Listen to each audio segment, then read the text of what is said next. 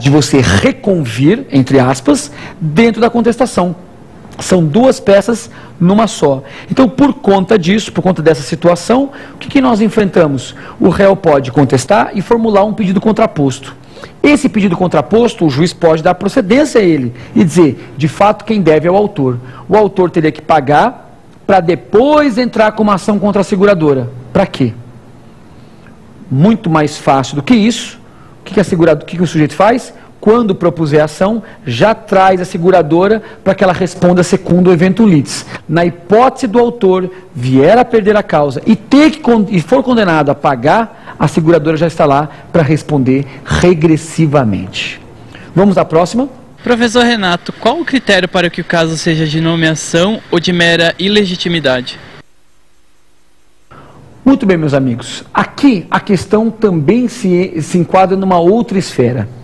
Eu poderia dar a resposta mais rápida, e eu vou dar a resposta mais rápida para vocês. A resposta mais rápida que nós temos que ter é a resposta da nomeação, autoria e legitimidade no campo prático. Ou seja, porque sim, o legislador resolveu estabelecer, o legislador estabeleceu que nos casos do caseiro, nomeação, autoria, por mero detentor e do mero executor, existe um trato procedimental distinto.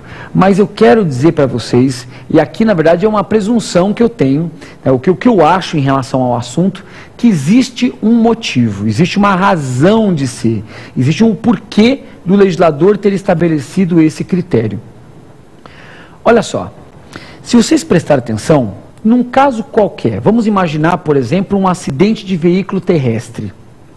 Imaginem que eu bata no seu carro e fuja, mas você resolve entrar com uma ação contra um sujeito que estava ali ao lado, num carro, mas não foi ele que praticou o ato ilícito. Esse sujeito, quando demandado, é parte ilegítima. Tecnicamente, ele simplesmente vai se defender dizendo, não fui eu. Esse sujeito viu o acidente do carro. Ele pode dizer que fui eu? Pode. Isso vai gerar algum problema jurídico, alguma consequência jurídica? Nenhuma. Porque esse sujeito, o ilegítimo, não tem nenhuma relação jurídica comigo. Então ele não tem poderes processuais para me trazer ao processo ou, por exemplo, me nomear a autoria. Agora, aí uma questão importante. Nos casos de nomeação autoria, existe um vínculo de subordinação entre aquele que nomeia e aquele que é nomeado. O caseiro, seguindo aquele exemplo que nós estamos estudando, o caseiro é empregado daquele que invadiu, que praticou o ato esbulho. Aquele que jogou o lixo no vizinho é empregado daquele que determinou. Existe um temor reverencial, existe uma verticalização, uma ordem de cima para baixo. Porque, na verdade, se vocês forem ver bem, qual seria por que eu poderia me eximir da culpa se eu joguei o lixo no vizinho, se um amigo meu chegou e falou, olha, Renato, vai lá, joga o lixo no vizinho, eu vou lá e jogo o lixo no vizinho. Não há nenhuma consideração prática. Ou seja, eu não tenho um motivo para dizer, não, eu não tive a opção. Claro que eu tive a opção. Eu posso falar, larga de ser besta, joga você o lixo no vizinho. Mas no caso do chefe determinar isso, então existe um vínculo de subordinação. E esse vínculo de subordinação é o critério que o legislador, acredito eu, tenha estabelecido para determinar os casos de nomeação autoria. Tanto é, e aqui nós temos uma outra consequência prática, o motivo pelo qual o legislador estabeleceu que a nomeação autoria seja obrigatória. Pensa comigo, meus amigos. Se eu, Renato, estou sem emprego, por exemplo, há 4 anos, de repente consegui uma mamata, consegui um emprego de caseiro numa propriedade rural. Ganha bem, tenho alimentação, minha família toda vai poder morar na casa, e de repente o dono, o verdadeiro dono daquela propriedade, entra com uma ação contra mim, dizendo que eu invadi. Você acha que eu vou nomear a autoria? O sujeito que está me pagando o meu salário? Está pagando o meu salário? De jeito nenhum. Pense em outro caso, eu trabalho numa empresa, estou lá há 8 anos, muito bem estabelecido, e por um infortúnio meu chefe pediu para jogar o lixo no vizinho. Você acha que eu vou nomear a autoria, o meu chefe, dizendo que quem determinou a ordem foi ele? Claro que não. Se eu tivesse a opção, eu não faria isso, mas eu sou obrigado, sob pena do pagamento de perdas e danos. Então vocês vão verificar na prática que nesses casos específicos, a nomeação autoria, ela é obrigatória, porque existe um vínculo de subordinação entre aquele que nomeia e aquele que é nomeado. E esse também, para mim, é o critério distintivo para você poder separar a mera ilegitimidade da nomeação autoria. Porque entre quem nomeia e quem é nomeado existe um vínculo jurídico estabelecido que autoriza o sujeito a nomear a autoria de fato quem é a pessoa correta. Tudo bem, meus amigos? Então nós encerramos aqui a segunda parte, o segundo bloco, pergunte ao professor. Vamos agora para o terceiro bloco, X da questão.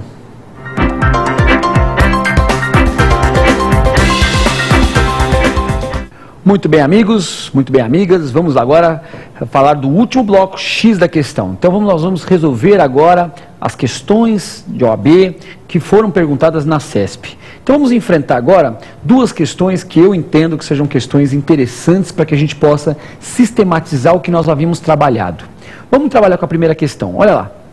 O enunciado é longo e diz assim: suponha que Antônio, empregado de Carlos, tenha cumprido ordens deste para retirar madeira na fazenda de Celso, que diante disso tenha proposto a ação de reparação de danos materiais contra Antônio. Nesta situação, no prazo para a defesa, é lícito a Antônio. Acho que pelo enunciado você já responde a pergunta se você assistiu o programa, não é isso? Vamos lá. Requerer a denunciação da lide contra Carlos. Está errado. Por que não é caso de denunciação da lide? Porque a gente viu que denunciar a lide é a hipótese do sujeito ser garante do seu direito. A relação que o sujeito determinou para pegar a madeira do outro não é uma relação de garantia, é um vínculo de subordinação.